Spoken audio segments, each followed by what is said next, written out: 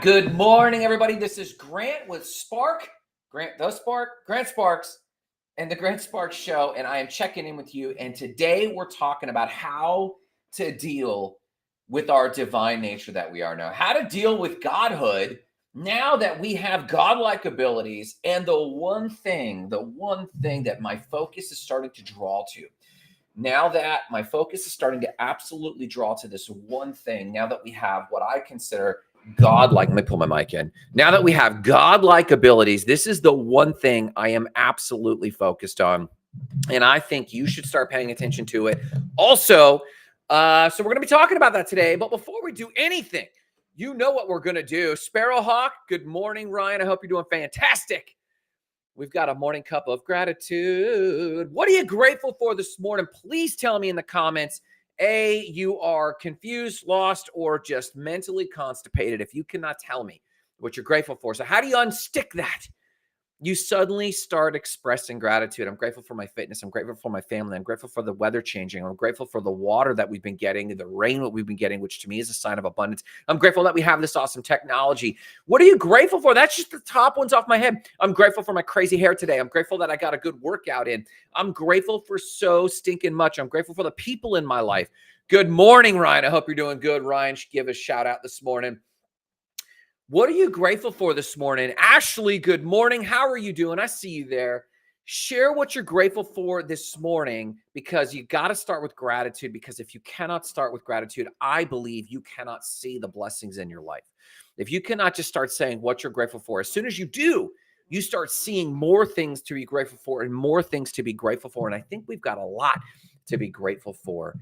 So the Morning Cup of Gratitude, if you know anything about the Grant Sparks Show, we start with Morning Cup of Gratitude. Tell me in the comments below. And listen, if you think of something you're grateful for and you think, I'm not going to share, it's an Instagram Live. I'm not going to share. It's Facebook or Twitch or whatever you're seeing this on. Grant's not going to see that. I'm going to see it, and you're going to know whether or not you shared. Take this moment, because if you're out and about and someone stops you at the post office, the grocery store, the coffee shop, and says, hey, what are you grateful for? You're going to answer. I'm asking you, what are you grateful for? Tell me this morning. I'm grateful for continued personal development. Whoa, Abel A. Debler Tress. Forgive me, I'm mispronouncing your name. On Twitch says, I had a great joy when I came across your channel and gameplay. It sounds like a bot because we're not playing games, and I would love to be your friend and a fan of yours. Okay, Emmy creator, got it. Good morning, Jarrett on LinkedIn. Hope you're doing fantastic. Jarrett, my boy, checking in from Colombia. Jarrett's grateful for the Grant Sparks Show. I'm grateful for you, Jarrett, man. How are you doing this morning? Also super grateful for, we have an awesome client who is in the pest control space, and we've had a lot of progress with him, so I'm grateful for that. Listen, we could spend an entire show on gratitude. Jarrett is the first person to jump in and tell me what he's grateful for. Yes, I see you on Instagram. Tell me what you're grateful for when you're bopping in, and as I see you come and go, I'm going to ask you again. Let's talk about the one thing we need now that we're gods. Do you feel like gods? I hope you do.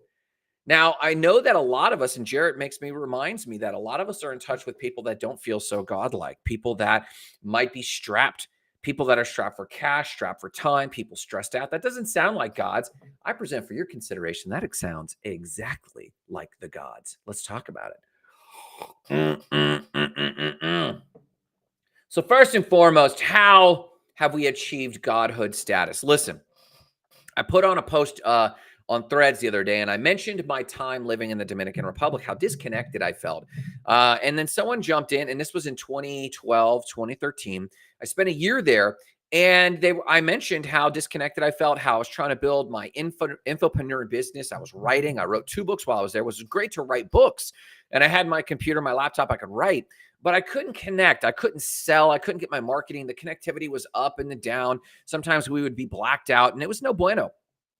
And back then, I mean, in this post, I complained that, hey, if you're an entrepreneur and you're traveling, beware that this could be an issue. And someone jumped on and said, hey, I'm always connected. I've got Starlink. And this reminded me, we've come a long way since 2013. It's 2024. 11 years later, and technology has made huge leaps and bounds. And if you've been with me a moment, you know that I believe we are no longer in the information age. We are in the omniscience age.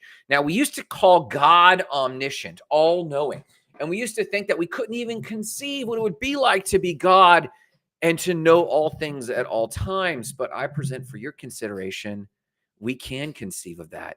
And I know it sounds blasé and I know it sounds passé, but I believe we have the godlike ability of omniscience. Now, we're getting godhood backwards. When we were young and dreamed about being superpowered, we just wanted to have strength like Superman, or we wanted to be able to teleport to a place and be omnipresent, be anywhere.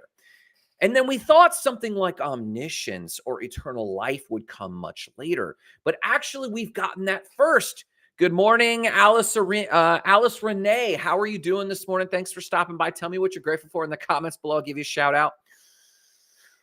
So when we were young and we pictured these godlike abilities, these superheroes, we looked at superheroes like Marvel and we thought, how cool would it be? And we'd always riff with our friends what skills and abilities we'd want. And it was X-ray vision, the ability to see all things. It was to be able to leap tall buildings in a single bound. It was to be able to have super speed or super strength. It was very granular. And then we often thought about eternal life and eternal knowledge and thought, well, that's for another level of God, right? Like the other God stuff we were describing was demigods. But lo and behold, of all the godlike abilities that have shown up in our life, it's omniscience. It's all knowing. At any given moment, you could decide to know what it's like to live in the Serengeti of Africa and Google it and look. Any moment you want, if you wanted to know what was going on with the war in the Middle East, you could look. If you wanted to know what it was like to be a missionary in Haiti for 7 years and then live in the Dominican Republic for a year, you can just search it and look. You can ask these people and not just observe like television. You can interact with these people. You can put on Google Earth and augmented reality and go experience this. Alice Renee says, I'm grateful for my colleagues. Sometimes your support system keeps you going more than you do yourself. Alice Renee, I present for your consideration. And Alice Renee is jumping in on Instagram Live. Alice Renee, I present for your consideration that our colleagues keep us going nearly all the time, more than one realizes. And it keeps us going. And sometimes it's our meaning and our reason to keep going in general. So thank you for sharing. And I'm grateful for you for sharing. So today, in today's day and age, in our connected world, we have omniscience. We can connect anywhere. If you have decided to figure out, even if someone has an opposing political opinion or opposing religious opinion, you can go down the rabbit hole and learn from them. You can ask them. You can get them on a podcast. We have all knowledge. In fact, from this show right here, if I drop a single thought that you've never heard of, within the next hour, it's going to be posted on LinkedIn, Twitch, Twitter, Threads. It's going to be posted everywhere for other people to find. So we not only have all of the past history in front of us and available to us, omniscience, we now have every new thought that appears nearly instantaneously on the web. And more than that, with AI, we can now synthesize all of that so you don't have to keep it in all in your tiny little brain. You can simply ask AI to summarize and synthesize so you know all things without knowing all things. This sounds pretty godlike. It is godlike. We have achieved the level of the gods. No, I'm not super powered, though that could be deliberated with robotics. No, I don't have X-ray vision, though that could be deliberated with AR. No, I don't have instantaneous speed and teleportation, though we could argue about that in the metaverse, which we have conjectured that for years and deliberated that. Now we have achieved omniscience, and we're not emotionally ready for it. So we've gotten godhood backwards because even though we have omniscience, we don't have all of the other tools that we thought we'd have, the abilities to process it, the abilities to emotionally deal with it, the ability to be in a healthy mental state, mental health of a god. We've got the information of the gods, but the mental health of a human. So we've gotten it backwards. In fact, my own cruel resistance has come out. And by resistance, I mean my inability to process or synthesize this at the pace. And I consider myself a pretty intelligent guy. If you know me for a minute, if you follow the show, if you follow any of our businesses, if you've been a partner with me, you know I process a large volume of information rather quickly, and I deal with life in a relatively healthy way, but I see people dealing with it even better than I am. And from The War of Art by Steven Pressfield, my favorite living author, let me read you this real quick. He says this: if you find yourself criticizing other people, you're probably doing it out of resistance. If you find yourself criticizing other people, you're probably doing it out of resistance. When we see others beginning to live their authentic selves, it drives us crazy if we have not lived out of our own authentic self. That's powerful. And as I was reading that, that struck me that I've noticed a lot of armchair quarterbacks, a lot of Monday morning quarterbacks, a lot of sideline critics who are observing people who are seemingly making progress in life, but criticizing them. And then I was self-aware that I have become a little too critical for my own taste. I've been observing people and judging them when really I feel like I have not been living at the authentic level I could now, given the world we live in, the AI world, the fast-paced world, the godlike world and omniscience we live in. I don't feel like I've adjusted well. With a lot of my small business clients, whether it's coaching or websites or the marketing we do for them, I have observed a lot of them falling off. And I have grown fearful watching them fall off and being concerned that maybe I'm going to fall off. And that has led me into not living my authentic self and criticizing others. And I need to catch myself. This is just my own cruel example of resistance to the modern era. What's yours? How have you fallen short and not keeping up with this idea of keeping up? How have you started to become a little less than stellar, not dealing with your godlike abilities the way you should? I know that I check myself nearly every day, and I could say I've become a little too critical, and I'm going to work on that. I'm going to start celebrating people more. I'm going to start celebrating you and your challenges and your wins more. Because we thought that when we would have godlike abilities like omniscience, like we have today, I think we projected we would be abundant. We would have abundant wealth. We would be free from the concerns of this world. We would be free from jealousy, free from envy, because we'd have all of our needs met. We'd feel loved. I think when we pictured that we would have godlike traits like omniscience, like omnipresence, like X-ray vision, all of the powerful superpowers we have today, I think we thought we'd also be free from our humanity. I think we projected that we would be abundant-minded. We would give on every occasion. We wouldn't feel scarcity anymore. How many of you watching this, whenever you're watching this, realize that even though you have the godlike ability of omniscience, you still feel scarcity? You still feel fearful. You still feel concerned about your future. How many of you still feel very human, even though you have these godlike abilities? In fact, when I say that you have omniscience, how many of you want to disagree? Because you still feel human. I still don't know what to do with my bank account, Grant. Well, did you spend the time and learn? No, I'm too busy making ends meet. You see that dilemma? It makes it difficult for us to see that we do have godlike abilities. So we've been getting this wrong. And that is exactly how the Greeks got it. What I mean by that is this. If you look at the pantheon of the ancient Greek gods, nearly all of them were flawed to a great degree, just like humans were flawed. You had the great gods, right? Zeus. You had the great gods, and then you had Hercules, half god, half man. Perseus, half god, half man. But they were all exhibiting different aspects of human avarice, greed, jealousy, hypersexuality. Pick a god. The god Eros. That was a god. Extreme sexuality, right? There's all kinds of gods. In fact, the names we have for these avarices of human nature are coming from the Greek pantheon of gods, or at least the Roman pantheon of gods, one or the other. As we look at different aspects of humanity, that is extreme.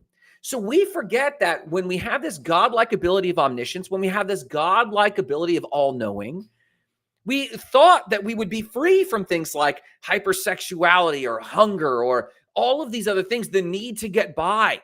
We thought we would be abundant-minded. So we're starting to feel lost. We're starting to realize that I have these godlike abilities and it's not going to save me the way I thought it would. Now, you see, this isn't the first time this happened in your life. You know, in psychology and a lot of the pseudo philosophers that I run with, we often talk about the fall of the first gods. This is when you were a child and you looked up to your parents and you saw them and you thought they're taking care of everything. I'm so comforted. In fact, my dad is living with me right now. He's retired and he's traveling the country and he just moved in for a short period of time while he looks for a place to live. He moved in and suddenly I measured on my Whoop. My sleep has improved. And I was pondering why my sleep has improved, because my father represents the first gods and I felt comforted and I slept like a baby for like 5 nights in a row just because he's in the other room. How crazy is that? These are the first gods. Our parents are the first gods. And at some point or another, these parents let us down. And they let us down, and we have this depression. In fact, I recently saw a video that was talking about the school shootings often happening by children. And there's a high degree of depression expressed by young people, the desire to die. And this psychologist simply said this: children are supposed to want to die because it's a death to their old identity. And if they're not equipped, the fall through is not their desire to die or give death to their old identity. It's the difficulty of maturing and not being supported in their maturing. And so they're not being supported in this transition from childhood to adulthood. And so they're feeling like that there is no other choice but suicide or school shootings or violence of some sort. This is the death of the first gods. Now, my pseudo-philosophers and I have talked further about the death of the second gods. And the death of the second gods is, if we survive this childhood shift, which most of us do, we then latch on to our favorite celebrities, if you will, from our teens, those athletes we love to follow, those movie stars we love to follow, those influencers, those creators who are doing all the stuff and living the life we want to live, which usually is a far dichotomy from what our parents did, because our parents, the first gods, let us down. So we latch on to the second gods, others that we can worship, whether we get involved in religious movements, whether we get involved politically, whether we get involved intellectually, whether we escape into games or travel or creators and start following people religiously, they become our second gods. And then we go through another growth spurt. About our early 20s, we're disappointed by these second gods. And these second gods really disappoint us because we realize, man, the people that we used to worship the second go around are just human too. They're flawed, like the Greek gods were flawed. And so we continue to move up to the point where we realize, and this is the point that you as a young adult or you as an adult have an option to become nihilistic or self-empowered. Emerson called it self-reliance. This shift where you realize, whether it's God, the deity, or not, you're going to be disappointed because everything that we call godlike will disappoint us because we're still human. All that to say, we have a godlike ability of omniscience, and it didn't save us. And now there's a massive societal malaise. There's a lot of layoffs going on. My nephews and nieces are starting to wonder, what's their purpose? There's no sense of quest. There's no sense of adventure. There's no maturing and coming of age adventure. This is why they're escaping into young adult fiction, because they don't have a real life quest. That's a coming of age quest. It used to even be school, and that's let us down. School used to be this quest to find oneself. And even if you went off to college and partied a little bit, it was still formative in your social aspects. And even that is starting to dwindle and fade. There is no reliable quest because there's no mystery anymore.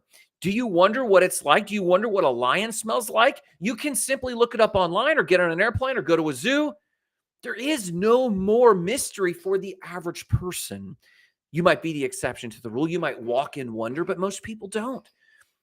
And if you look to the left and right of you, most people are really depressed and they don't know why. They think it was the COVID hangover, that they're still depressed from COVID. But I present for your consideration, they're now in the AI hangover, but really, it's the omniscience hangover. They skim the feeds all night long, learning new stuff and new stuff. I heard it said that we're thrilling people to death with social media. We're not boring them. We're thrilling them. There's an overdose of dopamine when they watch paragliders do that paragliding adventure that they always wanted to do, but they're watching them do it. Their brain doesn't know the difference between falsehood and reality, imagination and reality. The brain doesn't really know the difference. So they're experiencing all of these thrills, and it's exhausting. Are you exhausted? Do you feel exhausted? So exhausted, in fact, that it's tough to dream. Dream bigger dreams. So exhausted that when you think about rallying and leading people into a movement, you kind of get a little sigh and think, I don't know if I want to do that. I'm exhausted. Do you not have the mental energy or the bandwidth to rally for your goals that move other people? You have godlike abilities, and you're in the hangover of realizing it didn't save us. And what's worse is everyone around you who is probably not as aware as you, who's probably not as much of a reader as you, who's probably not as much of a student as you are. All of these people are hungover from knowledge, information. What this book, and the cover is busted, this book is called Future Shock. Fantastic book written in the 70s. And it was such a futuristic book. It was writing about today, and you should read it. If not, if you can't read it, follow my threads. I tend to drop nuggets from Future Shock in my threads right now because I'm going very slowly through this book. There's one thing that is more godlike than the godlike ability of all knowledge. There is one thing that humans will always do. Better than AI. There's one thing humans will do better than artificial intelligence, better than augmented intelligence, better than computer learning, and that is synthesis. Now, back up. Grant, I could give AI and ChatGPT any prompt and it will synthesize it. How do I do baking bread in Christianity? I don't know. It'll come up with an ebook. Isn't that really good synthetic learning? Yes, but what it doesn't do is the artistic filter. Meaning is made through a very human ability, through the artistic filter.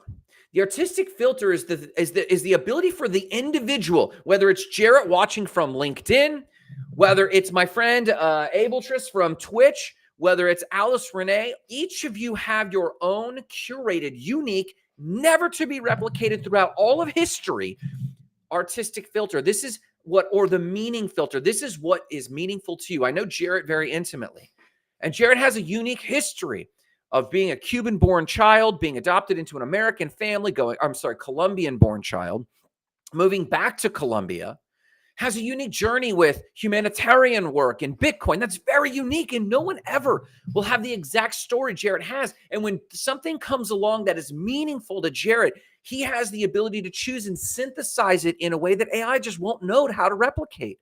And it will be meaningful enough to move Jarrett to action. How we process our godlike ability, how we deal with this when gurus fail us and the first gods fail us and the second gods fail us and everyone starts disappointing us and then we just get exhausted. How we deal with this is starting to apply our human meaning-making artistic filter. You start curating your feed and getting rid of stuff. You start cutting away. And what I mean is this. When you look at the Greek gods, they all accentuate into their own thing. Again, just taking, for example, the god Eros, who focused on sex, and they were all about sex, and they knew about sex, and they knew about all kinds of sex, and they went deep with sex. And I'm saying sex too early in the morning. It's before 8 o'clock, and I'm saying this word too much. But pick one of the other deities. Pick Hercules for strength. He knew about strength. He knew about competition. He knew about taking care of his body. He was super fit. He was the demigod and the deity of most of the Greek city-states, including Sparta to a degree. Heracles. Strength. He was all about strength. Did he know about math and calculus? Nah. He knew about strength. To become a pure God is to focus on a certain thing. Omniscience is good, but it feels alien. When you think about the gods in modern theology that have omniscience, they're really impersonal. When you think about Yahweh, it's something that you cannot relate to. But when I mention Hercules, you can relate to that.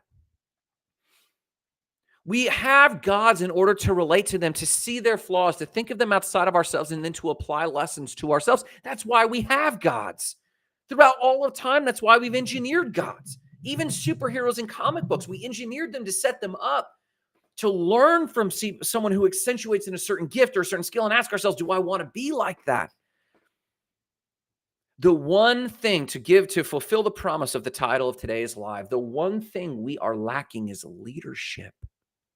Of first ourselves and then of others. You see, there's a malaise in society where we don't know where to look for leadership. We used to look to the first gods, our parents. Then we look to the second gods, the celebrities of our childhood. Now we look to the third gods, our politicians, our leaders, our influencers, our creators, anyone who seems like they have power and influence that we want. We're setting them up as gods. And we're disappointed at every turn because we know more and more about their flaws and more about their lives. At some point, you have to do what Emerson did, and that was write about self-reliance to yourself. You have to look to yourself to lead yourself. And I'm looking around and I'm seeing a massive lack of true leadership. We're disappointed in our political options right now because they might be flamboyant, but no one actually believes in any of the political parties for their ability to lead us. We just know that they're the other. We know that they're opposite of that. They can beat that person, but can they lead you personally? Do you want to be like them? This is the lack of society. In fact, all the demigods had Zeus. They had Olympus. Every pantheon has a god that they look up to. There is a hierarchy of leadership, something to look up to. In today's society, we have very little to look up to that enriches us and inspires us. And I present for your consideration that starts and ends with you. And if I were to have 2 quick tips on how to reignite leadership in yourself so that you can then begin to lead others out of this malaise, this hangover of too much information, this hangover of our godlike ability of omniscience, how do you lift people up and out of that? How do you lift people up and out of this malaise and frustration and confusion? How do you start to lead when we have all knowledge? When someone could look at your life and look at your past posts and see where you're flawed, see your history, look up your criminal record, look up the record of tickets you've had, look up all the content you posted that you really no longer believe in right now. People could look up my YouTube channel and look up a lot of my missionary information and see Grant doesn't really believe like he used to. He's changed. I shouldn't look up to him. And you, when you think that way, have disqualified yourself. And so you aren't leading the way people need. How to deal with these godlike skills that we have. And all the nihilism that has come along that way is to begin to be a leader. And the first and foremost, you have to lead yourself. And it's these 2 steps. And I'll leave you with this. Number 1, clear, radical, inspiring, wait for it, goal setting. You need to have clearly inspiring goals that are experience driven today. There is a rise in people returning to experiences, joining flag football clubs, joining men's groups, joining women's groups, joining ayahuasca retreats, taking trips into the mountains. People are wanting to reconnect with themselves, each other through experience. In fact, the SPARK framework is spark your vision, ignite your success, explode your significance, or radiate purpose. And radiate purpose, its subtitle is connecting with God by connecting with others through experiences. It's time for you to reconnect with clear, inspiring, goal setting, stuff that gets you out of bed. If you do not have goals that get you out of bed and pierce the noise and help you accentuate like a Greek god into the thing you do, and then respect the other gods for the thing they do, you will develop a following. In fact, talking about Hercules, talking about Eros, each of these had their own cults in society in the Greek era. Why? Because people gravitated towards one deity versus the other. People would have a deity of the city or a deity of their household, and that would be the emblem, the symbol that they aspire to. What is your symbol? And please do not tell me Messi, the soccer player. Show me a value. Show me a trait. Show me a clearly inspiring goal, and that should be the emblem of your household, yourself, your room if you're single. You should wake up and look at the wall or look at the ceiling or look immediately when you open your eyes and see your clear goals on how you are inspiring the world. And once you have clearly set inspiring goals, the second thing is this on how to become a leader of yourself and therefore a leader for others. Discipline. What? Discipline. Anytime in the Greek myth that Hercules deviated from his strength, that was his fall. Anytime the deity Eros deviated from his domain of Eros in eroticism, that was their downfall. Anytime Loki, anytime Thor, anytime any historical mythological figure deviated or denied their core trait, their authentic trait, that is when they fell. Anytime Zeus refused to wield the lightning bolt, that is when they fell. That was their fall. Being disciplined and sticking to your thing. You have the godlike ability right now to access anything, and I encourage you to explore a little bit. But as soon as you believe you have a thing, if you stay up and scroll at night, I'm not going to critique that, but I will critique, are you scrolling stuff that reinforces your goal? Or are you scrolling stuff and diffusing your power?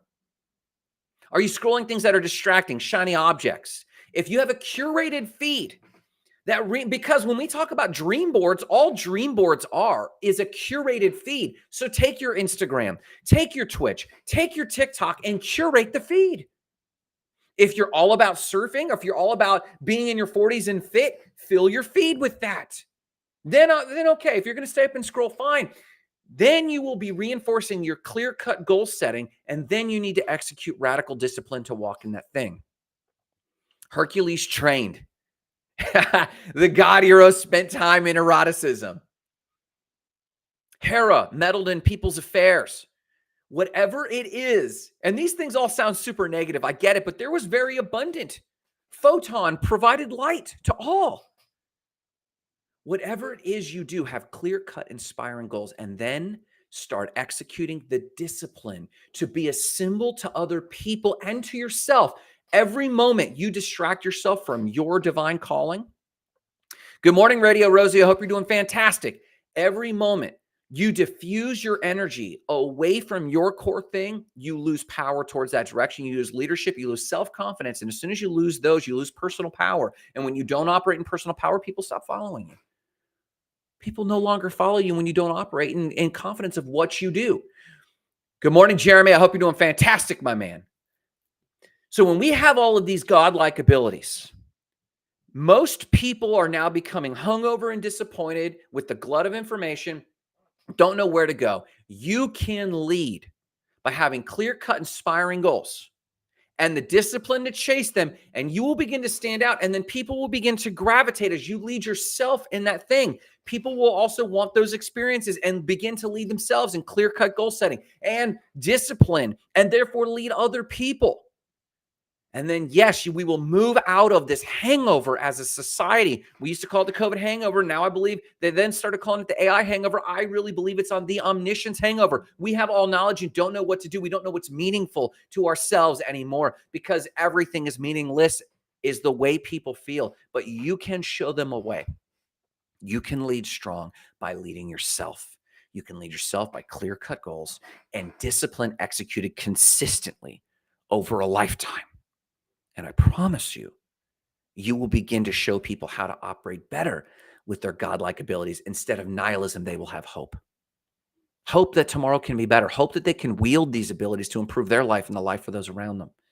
I believe you, if you're watching this right now, because you're watching this, it's a hint from the universe that you are called to lead. We need leadership today. We need strong leadership. There's no politician. There's no creator. There's so few people that you look to and go, I think that I would follow their lead. That's a sign that it's time for you. Why am I talking about any of this? We need it. Society is desperately looking for voices that stand up, not gods, but people operating okay, people operating for joy, people operating for betterment of society, true betterment. We can look at the politicians and know they're just competing. They're not operating for my betterment. We know that. We just want them to beat the other person. That's what most of you want. You just want this person to beat that person. And you hope life won't suck. It'll suck a little less if you get this person versus that person. If you watch this influencer versus that influencer, life will just suck a little less. You need to come out of that fog, my friend. You need to start realizing my new bar is I only follow people that are improving the world, not holding back the hordes of evil. People that are actually going out of their way, improving the world, flawed and all, warts and all, I don't care. If they're going out of their way, my new bar is someone who is, so bringing people into my life is someone who is seeking to improve the world. And if you chase that, I guarantee you will begin setting your own clear goals. You will begin executing the discipline, and therefore you'll be the leader the people around you need. I'm talking about this because they need you, no matter what you do today. Remember the mission: igniting lives of explosive significance, starting with your own. Have a great day.